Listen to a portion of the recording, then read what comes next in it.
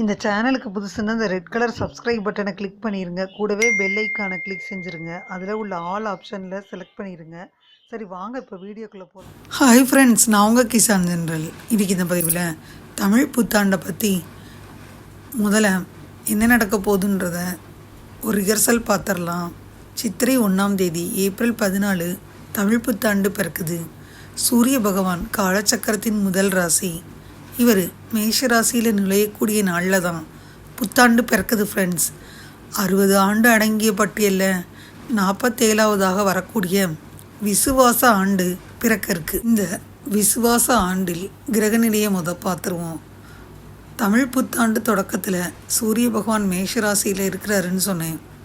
ரிஷபத்தில் குரு, கடகத்தில் செவ்வாய், கன்னி ராசியில் கேது, துலாம் ராசியில் சந்திரன், மீன ராசியில் சனி, சுக்கிரன், புதன், ராகு அப்படின்னு 4 கிரகங்கள் இருக்குது. இது 4 சேருது. இந்த கிரகம் வச்சு பார்த்தா எப்படி இருக்குன்னு ஒரு ராசிக்காக பார்த்துட்டு வந்துடுவோம். இந்த தமிழ் புத்தாண்டை எடுத்துக்கிட்டோம்னா நம்ம பொதுவாக பார்த்திங்கன்னா ராகு கேது பயிற்சி வச்சு தான் நம்ம இதை கணிக்க போகிறோம். இந்த புத்தாண்டு பலன்கள் இப்படி தான் கணிக்கப்படுது. முன்னாடியெல்லாம் பார்த்திங்கன்னா சித்தர்கள் எழுதி வச்ச பாடங்களை வச்சு தான் அந்த வருடத்தின் முழு வெண்பாவும் பொது பலன்கள்னு சொல்லுவோம். அதன் அடிப்படையில் விசுவாச வருடத்தை ஏப்ரல் மாதம் 14ஆம் தேதி சுவாதி நட்சத்திரத்தில் தொடங்குது. இந்த வருடத்தில் மழைப்பொழிவு அதிகமாக இருக்கும். அதே போல் இந்த ஆண்டு கண்டிப்பாக மகத்துவம் நிறைந்த காலகட்டமாக இருக்குது. ஆண்டின் நிறைவு ஆண்டுன்னு சொல்லப்படுது. அதை பற்றி ஒவ்வொரு ராசிக்காக பார்த்துட்டே வந்துடும். மேஷ ராசி அன்பர்களை எடுத்துக்கிட்டால் இந்த விசுவாச தமிழ் புத்தாண்டில் உங்களுக்கு பார்த்திங்கன்னா சூரிய பகவான் வடக்கு நோக்கி நகரக்கூடிய காலம் உத்தராயணம்னு அழைக்கப்படுது.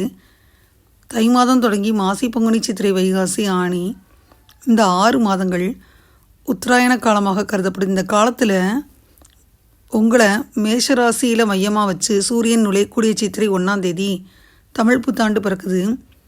இந்த புத்தாண்டில் மேசராசிக்கு வாழ்க்கையில் நேர்மறையான சிந்தனை ஆற்றலுடன் செயல்படக்கூடிய மேசராசி அன்பர்களுக்கு விசுவாச தமிழ் புத்தாண்டில் சனி பகவான் சாதகமற்ற நிலையில் இருக்கிறாரு. ராகு கேதுவின் பயிற்சி பலவிதத்தில் சாதகமான பலன்களை இந்த ஆண்டு தரும். கிரகங்களின் பயிற்சி மற்றும் பார்வையால் மேஷராசி அன்பர்களுக்கு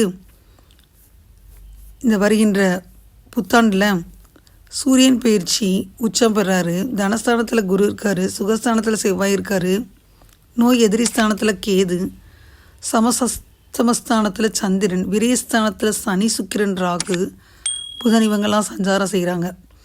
இப்போது மீனராசிக்கு பயிற்சி ஆனதோடு மே 14 குரு மிதுன ராசிக்கும், மே 18 ராகு கும்பராசிக்கும், கேது சிம்மராசிக்கும் பயிற்சியாக இருக்காங்க இல்லையா. இந்த மாதிரி ஸ்டூலில் மேஷராசி அன்பர்களுக்கு கேதுவின் பயிற்சி காரணமாக, ராகுவின் பயிற்சி காரணமாக முன்னேற்றங்கள் உண்டாகும். குறிப்பாக உங்களுடைய இனிமையான பேச்சு, நிதானமான செயல்பாடு இதெல்லாம் உங்களுக்கு நன்மையை அளிக்கும். பல சோதனைகளில் இருந்து விடுபட வாய்ப்பு இருக்குது. உங்கள் ராசியில் சூரிய பகவான் உச்சம் பெறக்கூடிய நாளில் புத்தாண்டு தொடங்குது. செயல்பாடுகளில் உன்னதமான பலன் கிடைக்கும் சூழல் இருக்குது. காரியங்கள் நடத்துவதில் பிறரோட அன்பையும் ஆதரவையும் கண்டிப்பாக நீங்கள் பெறுவீங்க. அது மட்டும் இல்லாமல் உங்கள் ராசிக்கு விரயஸ்தானத்தில் குரு தனஸ்தானத்திலிருந்து தைரியஸ்தானத்திற்கு மாறுறாரு. அங்கே மறைகிறார். நீங்கள் செய்யக்கூடிய வேலை தொழில் தொடர்பான வளர்ச்சி ஏற்படக்கூடியதாக இருக்கும். 7 சனி காலத்தில் குருவின் இந்த அமைப்பு உங்களுக்கு மன ஆறுதலை தரும். ஒரு ராசியில் குரு இருப்பதை விட குருவின் பார்வை தான் ரொம்ப முக்கியம். அந்த ராசியை சிறப்பான பலனை தர்றாரு. அந்த வகையில் குருவின் பார்வை உங்கள் ராசிக்கு பாக்கியஸ்தான, லாபஸ்தான, சமஸ்தானத்தின் மீது விழுது. இந்த இடங்கள் எல்லாம் குருவின் அருளால் நல்ல பலனை அதிகரிக்கும். இதனால் நீண்ட காலமாக முடங்கி கிடந்த வேலை தொழில் எல்லாம் மடமடன்னு நடக்கும். சுப காரியங்கள் நடக்கும். வீட்லேயும் பணியிடத்துலையும் அடுத்தவங்களுடைய உதவி கிடைக்கும். உங்கள் ராசிக்கு பூர்வ புண்ணிய ஸ்தானத்தில் கேது இருக்குது. நீங்கள் செஞ்சு முடிக்கக்கூடிய முக்கிய வேலை தடைகளெல்லாம் இப்போ விலகும். உங்களுக்கு கிடைக்க வேண்டிய அங்கீகாரம், பொருட்கள் கிடைப்பதில் தாமதம் ஏற்படும். இருந்தாலும் நேர்மறையான சிந்தனை, புத்துணர்ச்சியான மனநிலையோடு செயல்பட்டீங்கன்னா பல வெற்றிகளை குவிக்கலாம். லாபஸ்தானத்தில் ராகு இருக்குது. அதனால் ராகு சனியின் சேர்க்கை கூட்டு தொழில் செஞ்சிங்கன்னா உங்களை அனுசரித்து போயிருங்க. பணம் கொடுக்கல் வாங்கல கவனமாக இருக்கணும். குறிப்பாக உடல் நலனில் கவனம் செலுத்துங்க ஃப்ரெண்ட்ஸ். பரிகாரம்னு பார்த்தீங்கன்னா பங்குச்சந்தையில் முதலீடு, தொழில் தொடங்குறது போன்ற விஷயங்களில் கவனமாக இருக்கணும். பெரிய பண பரிவர்த்தனைகள் 3ஆம் நபரை சாட்சியாக வச்சு செயல்படுறது நல்லது. இந்த ஆண்டில் உங்கள் வருமானத்தில் குறையில்லை, அதே சமயம் செலவுகளை கட்டுப்படுத்தணும். பரிகாரம்னு பார்த்தீங்கன்னா 7.5 சனி நடக்கக்கூடிய மேசராசி அன்பர்களுக்கு தினமும் விநாயகர் வழிபாடு செய்யணும். அருகம்புல் மாலை சாற்றி வழிபாடு செய்யணும். சங்கடகரா சதுர்த்தி அன்னைக்கு விநாயகருக்கு பிடிச்ச நெய்வேத்தியம் செஞ்சு வழிபாடு செஞ்சால் ரொம்ப நல்லது. இந்த மேஷராசி அன்பர்களை பொறுத்த மட்டும் இந்த தமிழ் புத்தாண்டில் நல்ல நன்மைகள் கிடைக்கும், யோகங்கள் கிடைக்குது.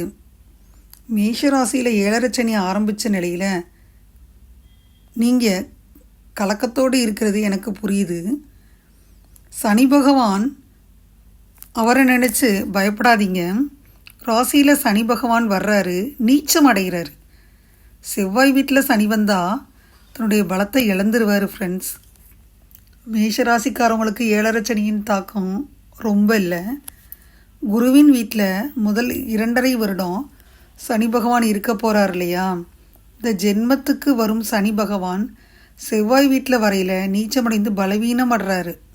அதனால் 5 ஆண்டுகளுக்கு மேஷராசிக்கு 7.5 சனியின் எந்தவித பெரிய தாக்கமும் இல்லை. இந்த மேஷராசி என்பவர்களுக்கு மாற்றத்தையும் சந்தோஷத்தையும் தரக்கூடிய காலகட்டமாகத்தான் இது இருக்குது. இந்த ஆண்டில் நீங்கள் வெளியூர் போய் இருக்கணும்னா இருந்துக்கிருவீங்க, இடமாற்றம் ஏற்படும். உங்களுக்கு திருமண வாழ்க்கையில் இருந்து தடைகள் எல்லாம் விலகும். விரும்பிய பெண்ணை நீங்கள் அடைவீங்க. காதல் மலரும். காதலில் இருந்து வந்த சண்டை சச்சரவுகள் எல்லாம் நீங்கி ஒன்று சேர்வீங்க. பிரிந்த கணவன் மனைவி ஒன்று சேர்வாங்க. மே மாதம் 11ஆம் தேதிக்கு பின்னாடி திடீர் யோகம், திடீர் அதிர்ஷ்டம் கண்டிப்பாக வரும்.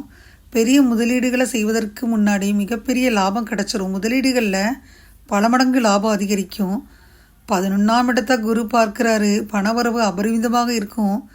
பெரிய மாற்றத்தை ஏற்படுத்தி தரும் காலகட்டம். 5ஆவது இடத்துல கேது இருக்குது. பிள்ளைகள் விஷயங்களில் கவனமாக இருங்க. பிள்ளைகள்கிட்ட விட்டு கொடுத்து போயிருங்க, இல்லாட்டினா அசிங்கம், அவமானம். சனி ஏற்படக்கூடிய இந்த காலகட்டத்தில் நீதியோடும் நேர்மையோடும் செயல்படுங்க. மனசாட்சிக்கு தப்புன்னு நினச்சா அந்த விஷயத்தை விட்டுருங்க. சரியில்லாத விஷயத்தை செஞ்சு கட்டாயம் கஷ்டப்படும் பொழுது ஏற்படும் தேவையற்ற விரைய செலவுகள் ஏற்படும். செலவுகள் அனைத்தும் சுபவிரயமாக பார்த்துக்கிறங்க. கவனமாக இருக்கணும். வாக்கு கொடுக்காதீங்க. யாரையும் நம்பி ஜாமீன் கையெழுத்து போடாதீங்க. கோப்புகள் சார்ந்த விஷயங்களை கவனமாக கையாளணும். கிரெடிட் கார்டு விஷயங்களில் சிக்காமல் இருங்க. ஆன்லைன் விளையாட்டுக்களை விளையாடாதீங்க. மிகப்பெரிய அதிர்ஷ்டத்தை கொடுப்பது போல் கொடுத்து அப்படியே காலவாரி விட்டுரும். 3வது நபர்களை நம்பி முக்கிய முடிவுகளை ஒப்படைக்க வேணாம். ரத்தம் சார்ந்த உறவுகள்கிட்டருந்து விட்டு கொடுத்து போங்க. நண்பர்களுக்குள் பிரச்சனை ஏற்படும். நிதானமாக இருக்கணும் ஃப்ரெண்ட்ஸ். உங்களை பொறுத்தவரை எதிர்காலம் நல்லபடியாக இருக்குது. விரும்பிய துறைகள் கிடைக்கும், ஆனால் கொஞ்சம் அமைதி அவசியம். 12ல் சனி வருது. வெளிநாடு செல்லும் யோகம் உண்டாகும். விசா PR கிடைக்கும். வேற்றுமொழி வேற்று மாநிலத்தில் இருந்தீங்கன்னா ரொம்ப பொற்காலம்னு சொல்லலாம். உங்களை பொறுத்த மட்டும் 100% நன்மைகளை தரும் விதமாக இருக்குது. மாற்றம் முன்னேற்றத்தை தரும் ஆண்டாக இருக்குது. சக்திக்கேற்ப ஆத்மார்த்தமான தானங்கள் செஞ்சு நல்ல பலனை தருது. சிவபெருமானின் ஆலயத்துக்கு போய் சனி பிரதோஷத்தில் வழிபடுங்க. நல்ல பலனை அனுபவிக்கலாம். நவதானிய பிரசாதங்களை தானமாக கொடுங்க. ஏழை மாணவ மாணவிகளுக்கு படிப்புக்கான உதவிகளை செய்யுங்க. வில்வமாலை வாங்கி தர்றது, அருகம்புல் வாங்கி தர்றது, நந்தி பெருமானுக்கு வாங்கி கொடுங்க. பிரதோஷ தினத்தில் பால் கூட வாங்கி கொடுக்கலாம். அது உங்களுக்கு நல்ல சுபீட்சத்தை கொடுக்கும் ஃப்ரெண்ட்ஸ். இதுவரை இந்த பதிவில் மேஷராசி என்பவர்களுக்கான புத்தாண்டு ராசி பலனை முழுமையாக பார்த்தோம். தமிழ் புத்தாண்டு ராசி பலன் 2025ஆம் வருடத்திற்கான ராசி பலனை பார்த்தோம். இந்த பதிவு நிச்சயமாக உங்களுக்கு யூஸ்ஃபுல்லாக இருக்கும்னு நினைக்கிறேன். இந்த பதிவு உங்களுக்கு பிடிச்சிருந்தா லைக் பண்ணுங்கள். மறக்காமல் கிசான் ஜெனரல் சேனலை சப்ஸ்கிரைப் பண்ணுங்கள். கூடவே இந்த பெல்லைக்கான ப்ரெஸ் பண்ணுங்கள். அப்போ தான் நான் வீடியோ போட்ட உடனே உங்களுக்கு நோட்டிஃபிகேஷன் வரும். தேங்க்யூ ஃபார் வாட்சிங். Thank you friends. பாய். அடுத்த வீடியோவில் பார்ப்போம்.